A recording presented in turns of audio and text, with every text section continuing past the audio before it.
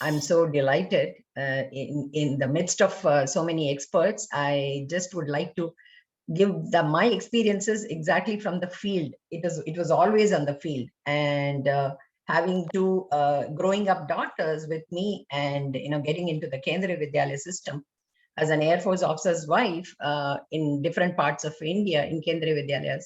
So although we were really given opportunity to get the transfers, and varied, like from Jaisalmer to, whether it is Hyderabad, Bangalore, everywhere, what I found was it's not the chemistry, physics, and maths which is wanting by the students. Not at all. It is, how do I manage? What do I do? How do I really interact with people?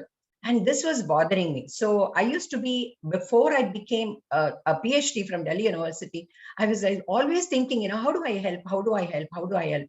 And what is the area that that students, we have two students here, I know the students want. So that was always a curiosity in me.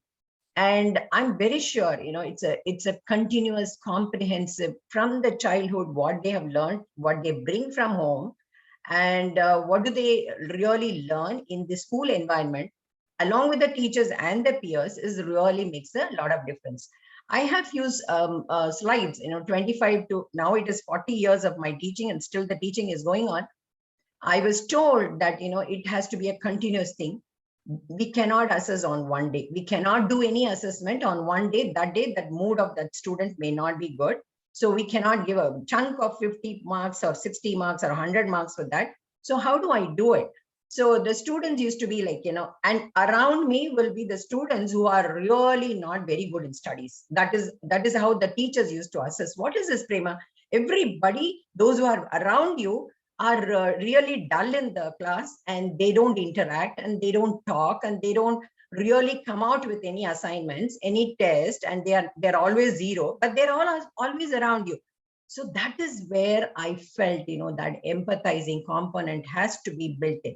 Although we had that, psychology as a bigger component in B.Ed and M.Ed, and Bloom's taxonomy talks about, your cognition, your understanding, and application. But I went beyond that, application to transfer.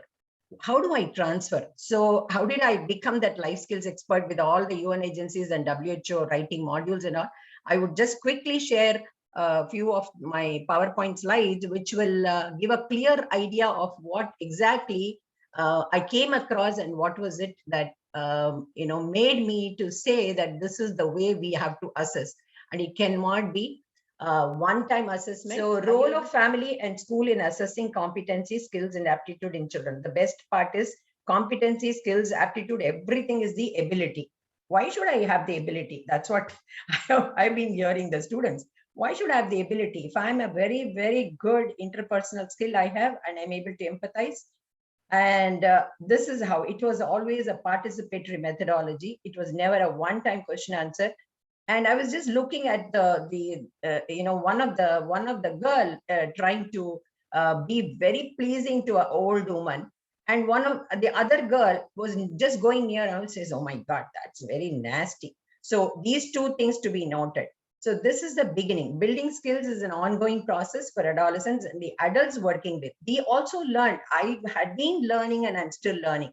So when we start working from primary school onwards, I've been teaching.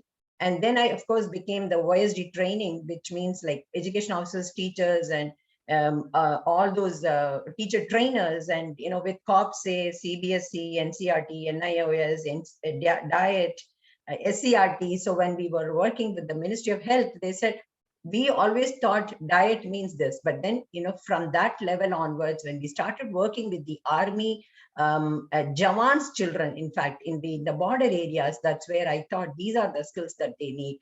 And we need this assessment from the beginning. This is totally based on the life skills. After I went into the research with the students, sitting with the students, finding it out, the girl comes and says, my father always, is an angry man. When he comes back, he just takes out a bottle and keeps with the alcohol, and that's it. And that's it. So, I used to, okay, today you just go and hold his suitcase, and, when he brings, and you bring him inside and ask him, do you need tea? So the next day she comes back and tells me, oh my God, ma'am, it really worked. You know how it worked?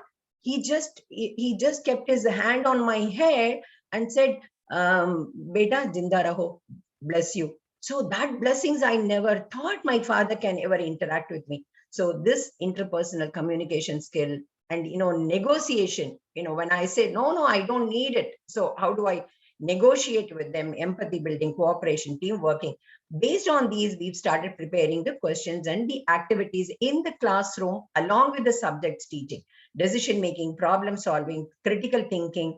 So, the coping mechanism. I would really like to tell you, when I was in 8th grade in DTA Mandir Marg in Delhi, there was one teacher, my brother is an intelligent, he's a medical doctor, I'm only a psychologist. So he was just younger, he's just 1 year younger to me. And this teacher comes and says, Balaji is so good. You cannot make anything. What is this? And she was like, holding my ears in front of everybody. And I'm in 8th grade, believe me. And I'm not so bad, but then I'm in the 10th, that those days it was ranking.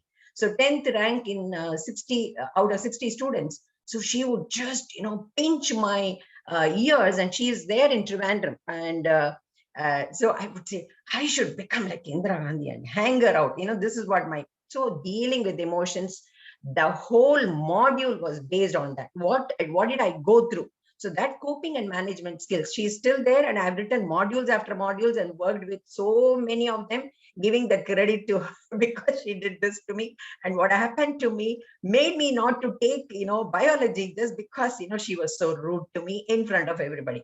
So how much a teacher can make a difference. So this is like understanding self, strengthening relations, problem solving, decision making, visioning for future. We would never worked having these topics in our head. We never worked, but later on, when we had all those activities with the students, we, in the sense, a group of teachers like us, I would just go to the staff room where whosoever is talking about the students, oh, this boy is having that problem. I would just move away from the group of teachers who would be talking about their maids or their husbands.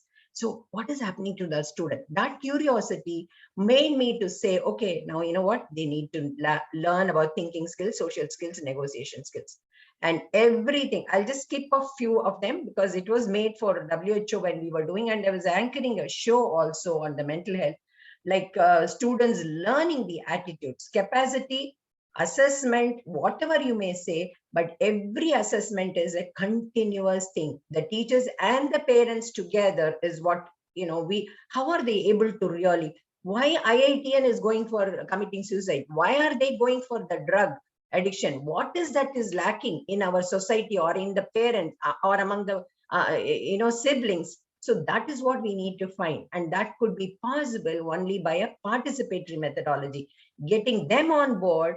And I'm very happy. Any of the workshop, we used to have the students on the 5th day, 4 days workshop with the teacher trainers, and the teachers would sit with the students and talk about it, helping learners organize their knowledge, building on what they already know, facilitating information processing. See, we all talk about life skills education as all these mechanisms, 10 core skills or, 3 life skills, whatever you say, but applying to their life, and you will be as an adult transfer that life. I need to be a role model. So I need all those, nitty gritty points where I find, I was just looking at the camera. My mother-in-law is 97 and she's been taken care by a caregiver. Her granddaughter is also in the house, that the granddaughter comes and hugs my mother-in-law. And she's just caregiver's granddaughter. She hugs my mother-in-law and gives a kiss. And believe it, how did she get that compassion? How could she empathize? How could she really be kind-hearted? Those are the skills that we need to build from home. And that's what I'm seeing out of 60 students. I would see those who have got that intelligent quotient may not have that emotional quotient, may not have that, there is some linking these days. When we were in writing for WHO, we used to say that there has to be a spiritual quotient, and now it is coming up. Then only when there is a link, only then they are able to perform well in everything. So it's not the physics and maths, just teaching. No, I am not in a good mood. I don't have, and I see so many, getting abusive things at home or outside. I am not in a mood to write. So at one time we cannot go. And this was my total experience. And I would really say that Kendriya Vidyalaya gave me this opportunity that keep on assessing. 950 schools was like, I could just walk into any school and try out everything. So even the DPS and municipal corporation and DTA schools, and there were some of the schools which was under Delhi state government, so under SERT. So training of teachers, training of coordinators, which really made us to move on with those information skills, transferring that to the life skills. So they started thinking, being assertive. I'll be very, I'm very happy to share one thing. We did life skills education for 11th grade in Rajasthan. We were sitting as a, it is like a different project trying it out. So UNFPA was funding it in way back in 2002, 2003. The book is still there, 11th grade, but it's an optional subject. So life skills education, self-empathizing, the teachers are all trained. Almost 100 people are trained, and they're all still working there. And the BSCR, Board of Secondary Education, Rajasthan, is still, yesterday I confirmed it that the book is still there. So the book was written by those teachers and the education officers in Rajasthan for BSCR. What does it show? Although they gave it as an optional subject, it is okay, but there is something. So when I finished, and from Delhi, when I'm traveling to Jaipur, I take a rickshaw and then go there, and there the rickshaw wala says, "Madam ji, kahan jana hai?" Okay, you are going to that place. All right. वहीं से तो वो राजकोष से एक newspaper निकला. What is that newspaper? That newspaper, that there is an article. How can I choose a career? How can I choose a girlfriend? And what do I say with my mother-in-law? How do I interact? So I was like, I said, okay, now my work is over. Let me go back to Delhi. What I am trying to say is, every minute the student learns something, and that is what we need to capture. So the students, of course, now they will be sharing, but then what I had, all my friends think that I'm very happy girl, but this is untrue. There used to be a lot of Jawan's children, almost 250 to 300. I made an emotional problem checklist based on whatever they have said, whatever they have been telling. How do I help them? How do I help them was my motto from the beginning. So this training even for pre-service teachers, we did with a lot of Delhi University students. The application, that is, for self-improvement. So it's just not the psychological thing, but it is overall for education. It has to be a comprehensive assessment from the beginning, which is already there. And NEP tries to, capture from Balwadi, Anganwadi, and from there onwards. So I'm very happy about this new NEP. When we are in Uttar Pradesh, I'm asking them, please. They were combining this school health program, a national consultant. I used to be making sure that the clinics is combined with the school. Why? Because they go to the clinics and they find out what's happening. There are a lot of socially useful, productive work, SUPW. In the curriculum is well set. The system is all in place. We need more training and the people to take over. So this is again, how do we really help the pottery? How do I really do a painting and get that momentum of all these Kendriya Vidyalaya students? And of course, this is in Bhutan. We were trying to make sure that the psychiatrist and the psychologist learn what is empathy. Believe it, nobody could. Okay, one child comes after hitting, after falling down from bicycle. What do you say as a mother? What do you say as a nurse? What do you say as a doctor? Nobody really could, we will get back to that. This is not a workshop platform, but this is how the empathy, the workshop just on empathy went on for 2 days, 3 days. Bangkok and Bhutan were like, the real place where the students of 9th and 11th grade came out saying, we just never learned to be assertive. We would have made sure that the father is not an alcoholic. We would have made sure that the mother is not abused. So those things, when you hear, it really matters, because if the school subjects everybody can learn, they go to the tutors also. This is in Thrissur, and this was wonderful. Of course, there are two important areas which now the early childhood care and education, that is the chain of things which is taking over.